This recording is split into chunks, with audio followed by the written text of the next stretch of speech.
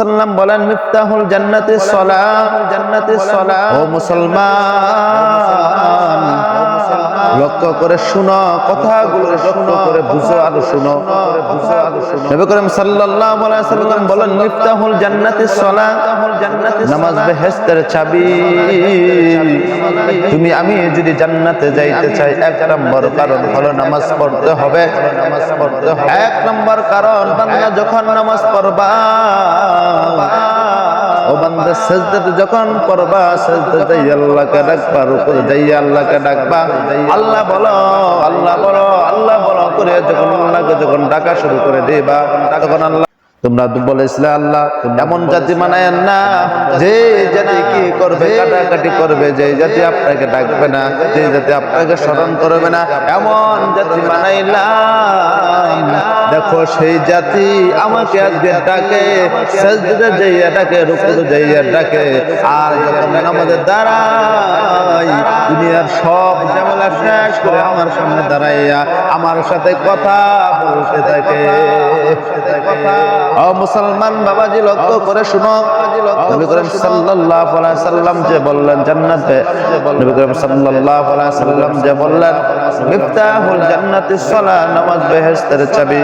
ও মুসলমান, লক্ষ্য করে শুনো, সর্বপ্রথম তোমার আমার নামাজ পড়তে হবে, নামাজের মধ্যে গুরুত্ব দিতে হবে, নামাজের সময় নামাজ পড়তে হবে। নবী করিম সাল্লাল্লাহু আলাইহি ওয়াসাল্লাম বলেন ও মুসলমান, তুমি জান্নাতের চাবি নিতে চাও, এক নম্বর কারণ হলো তোমার নামাজ পড়তে হবে। মুসলমান, যখন নামাজ তোমার ঠিক হয়ে যাবে, ও মুসলমান, যখন তোমার নামাজ ঠিক হয়ে যাবে, তুমি সুদ খাইতে পারবে না, তুমি অন্যায় বিচার তুমি কি করতে পারবে, মানুষের পাথর কাটতে পারবে না। ও মুসলমান, লক্ষ্য করে শুনো, তোমার যখন নামাজ ঠিক হয়ে যাবে, তোমার যখন নামাজ ঠিক হয়ে যাবে, কারো সম্পদ মেরে খাইবে না, কারো পকেট মারবে না। ও মুসলমান, লক্ষ্য করে শুনো, আল্লাহ যে বলেন ও বান্দা তোমাদেরকে জান্নাত দেব, এক নম্বর কারণ কি, তোমাদের সকলের জন্য জান্নাত বানাইছি আমি, কাফেরদের জন্য জাহান্নাম বানাই নাই রে মুসলমান, সবার জন্য জান্নাত বানাইছি। আর দুনিয়াতে পাঠাইলাম ওই বান্দারা যদি জান্নাত কামাই করে নিতে পারো, তোমাদেরকে জান্নাত দিয়েই দিব। ও মুসলমান, দেখো দুনিয়ার মধ্যে তুমি আমি দুনিয়ার মধ্যে যেভাবে থাকি রে মুসলমান, দুনিয়ার মধ্যে আল্লাহ বলেন দুনিয়ার মধ্যে একটা পরীক্ষার ফলের মধ্যে তোমাকে পাঠাইলাম না মুসলমান, পরীক্ষার ফলের মধ্যে পাঠাইয়া ও মুসলমান তোমার কাছ থেকে আমি কি নিব, পরীক্ষা নেব রে মুসলমান, তোমার কাছ থেকে পরীক্ষা নেব, কি পরীক্ষা নেব রে মুসলমান। আল্লাহ বলেন 3 নম্বর জগতের মধ্যে পাঠাইলাম, 3 নম্বর জগৎ থেকে তোমার কাছ থেকে আমি পরীক্ষা নেব। যখন 4 নম্বর জগতে যাইবা, 3 নম্বর পরীক্ষার ফলে পাঠাইলাম, 4 নম্বর মাথায় তোমার খাতা আমার কাছে জমা যাবে। বলে মুসলমান, দুনিয়াতে যতদিন থাকবো, কোনো আলেমরে কষ্ট দেব না, কোনো ব্যক্তিকে কষ্ট দেব না, কোনো ব্যক্তি যদি কোনো আলেমদেরকে কষ্ট দেয়, আলেমদের উপর যদি নির্যাতন করে, আলেমদেরকে কঠোর ভাবে কথা বলে, নবী করিম সাল্লাল্লাহু আলাইহি ওয়াসাল্লাম বলেন কাকে আঘাত,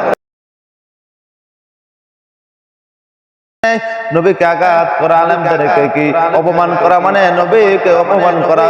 এই জন্য লক্ষ্য করে শুনো, আলেমদের যত গুনাহ করুক, যতই অপরাধ করুক, আল্লাহ তখন ডাক দিয়ে বলবে হাসরের ময়দানের দিন, ও ব্যক্তিরা শুনো শুনো, সেই ব্যক্তি তুমি কে জানোনি, সে হলো একটা কোরআনের হাফেজ, সে হলো আমার নবীর হাদিস তার সিনার মধ্যে আছে, আমার কোরআন তার সিনার মধ্যে আছে, আমি ওই ব্যক্তিকে জাহান্নামে দিতে পারবো না।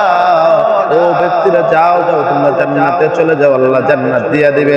ও মুসলমান, কার সাথে পাটপারি করো, ও মুসলমান, কাকে তুমি কষ্ট দাও, লক্ষ্য করে শোনার দরকার।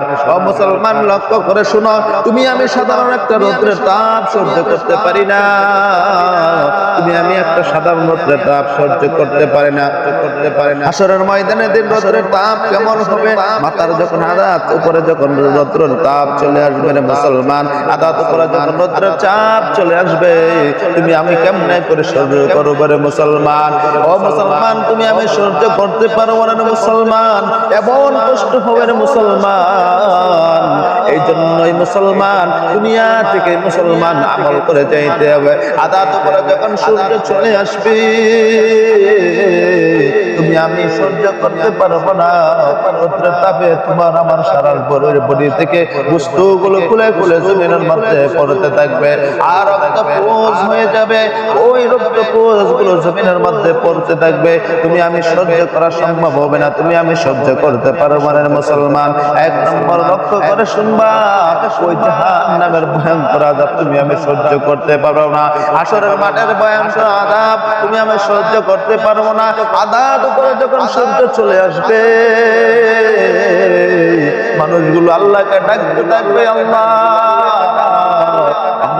সহ্য করতে পারতেছে রে আল্লাহ, আল্লাহ তুমি আমাদেরকে কি দেয়া দাও, বিচার শুরু করে দাও। যদি জাহান্নামী হয়ে যায় জাহান্নামে দেয়া দাও, যদি জান্নাতি হয়ে যায় জান্নাতে দেয়া দাও। আল্লাহ তুমি বিচার শুরু করে দাও। এই মানুষগুলো হাওমাও করে কাঁদবে আর চিৎকার করতে থাকবে। আল্লাহ বলবে অপেক্ষা কর, অপেক্ষা কর, অপেক্ষা কর।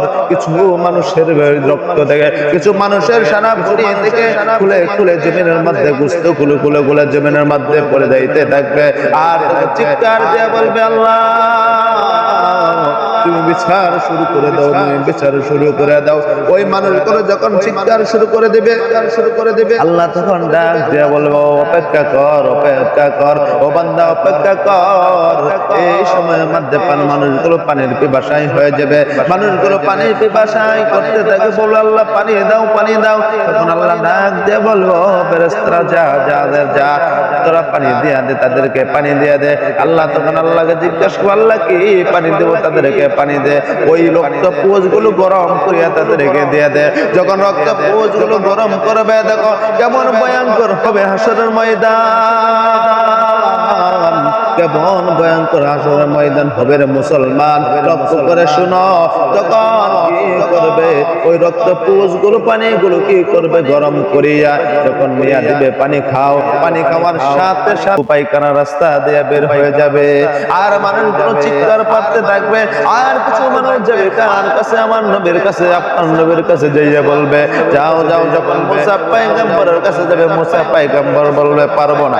ঈসা পয়গম্বরের কাছে যাইব, ঈসা পয়গম্বর বলবে পারবো না। ইব্রাহিম সাল্লামের কাছে যাবে, ইব্রাহিম সাল্লাম বলবে পারবো না। যাও যাও যাও, কেউ দৌড় পারিও না।